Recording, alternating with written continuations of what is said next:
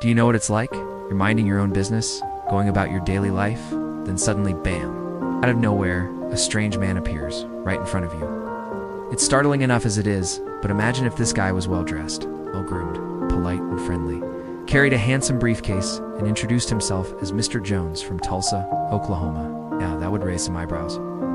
But things get weirder. He pulls out his driver's license, but it lists his nationality as Iroquoian. That's not a nation. It's a group of Native American tribes. Even adder, his passport was from a land called Taured, which he claimed was an ancient country on the border of France and Spain. But when asked to point out its location on a map, he refused, insisting it was somewhere near Andorra. Well, he's got good eyes, because Andorra is between France and Spain. Except wait a minute, there's no country named Taured. At least not in any modern geopolitical reference. So who is Mr. Jones? Where did he come from and where did he go? It sounds like the premise of a Twilight Zone episode. But it actually happened in 1954. Officials at Tokyo's Haneda airport encountered a man who defied every logical explanation. A man who has become known simply as the man from Taured. The year was 1954. On September 1st, a regular flight touched down at Tokyo International Airport, now known as Haneda Airport, carrying passengers from New York via Alaska and Canada. Among them was a bespectacled man in his 30s with brown hair and eyes. He was tall and well-built, with an olive complexion, and wore a dark suit, a white shirt, and a red tie. As he joined the customs line, he handed his passport to the immigration officer. The passport was an ordinary document, a standard-sized booklet bound in leather with embossed lettering and perforated pages. It was the type commonly issued by Western nations. The cover displayed the coat of arms of Taured, which according to its owner was the sovereign nation of Taured, a country in southwestern Europe on the border of France and Spain. Its currency was the taster, and it shared borders with France, Spain, Andorra, Italy, Portugal, Germany, and Belgium. The officer felt a chill despite the warm weather. He glanced up at the passenger and frowned. He had never seen the man before, and he'd never heard of Taured. Checked with his colleagues, but none of them had either. One of them found a stamp on the passport indicating it had been inspected 3 weeks earlier during a layover in Seattle. The immigration officer knew the man wasn't a spy. If he were, he wouldn't have presented a passport from a made-up country. So he asked the man about Taured. Was it a principality? A territory? Part of a neighboring country? The man replied, "I don't understand your question. I'm a citizen of Taured." He added that he'd visited Tokyo many times, working for a trading company based in Paris. His latest visit was to inspect silk products for export. 2. South America. While the man waited, the officer phoned his boss to ask about him. The number was disconnected. Baffled, the officer decided to take the man in for further questioning. He led him to a small bare room with a table and chairs. At first, the man was cooperative, giving his full name, address, occupation, age, marital status, the works. He spoke fluent Japanese, though he admitted he had studied the language for 3 years in college. Still, it seemed odd to the officer that someone living in Paris would speak such perfect Japanese. An hour later, the officer returned with 2 other men and a woman. They'd done some digging, but Taured still posed an unsolvable mystery. They needed more answers. The man agreed to answer their questions and provided more details about Taured. It was a constitutional monarchy established in the year 962. Today it covered an area of 7,225 square miles, with a population of 9 million people. Its chief exports included coal, steel, wine, and brandy. But the officer noticed the man's behavior was becoming increasingly agitated. "Mr. Jones," he said, "we can't let you go until we know what country you're from. Please tell us again." "Look, I told you my country is Tori. We know you say you're from Tori, but you must understand we cannot allow you to leave Japan unless we know which country you are from. Therefore, please show us on this map where Tori is located." The man angrily took the proffered map and began pacing. He finally stopped and pointed his finger. "There," he said. There he was pointing to Andorra. "You see, I've told you that I am from Taurus." Then he burst into tears. The officer quickly ushered him to a bathroom to compose himself. While he was gone, they searched his belongings. The man's wallet contained several European currencies.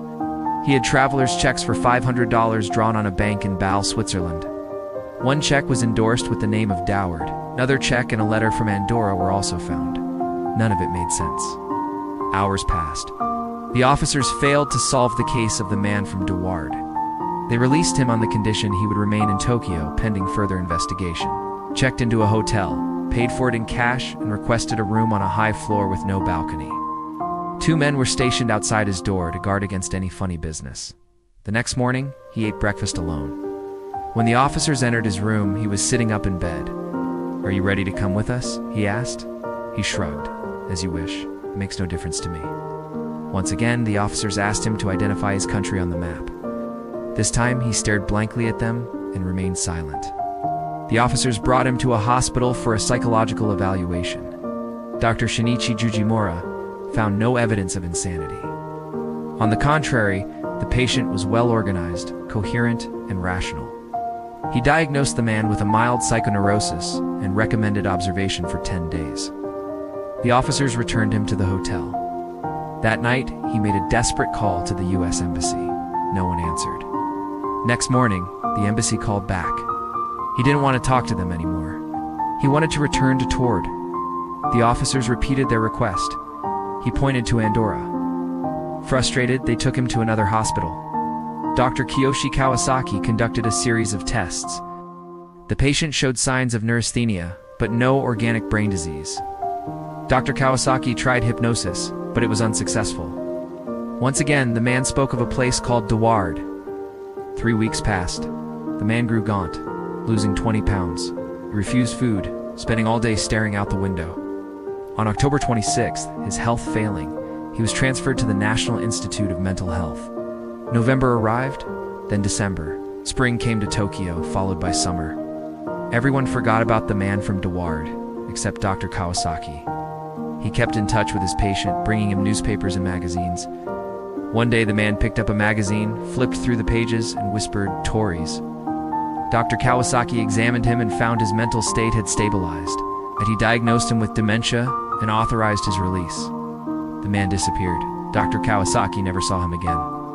On April 1955, exactly 7 months after his arrival in Tokyo, the man was discharged from the hospital. He returned to the immigration office, where 2 clerks recognized him instantly. He was thinner now, with sunken cheeks and dull eyes. He asked about his passport. The clerks checked the records, but they had no news. The man waited patiently, hoping for a solution. But when no one came forward, he left the building and walked away. So where did the man from Taured come from? Did he really hail from a country that somehow escaped the notice of cartographers and geographers? Is there a secret nation tucked away between France and Spain?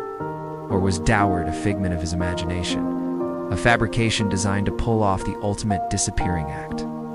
There are multiple theories regarding the man's identity and origins. Some suggest he may have been an agent operating under a false flag. After all, he was well educated, fluent in multiple languages, and familiar with geography. Others posit he was a victim of amnesia, forgetting his true origins after suffering head trauma or a lapse in judgment. Perhaps he created Taured to avoid detection.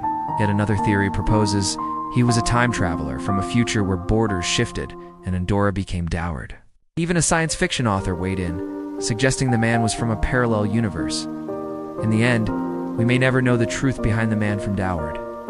But his story continues to fascinate, leaving us to ponder the endless possibilities and the very nature of reality itself. Thank you for watching. How do you think the man from Taured pulled off his vanishing act? And what do you believe his story reveals about the nature of reality?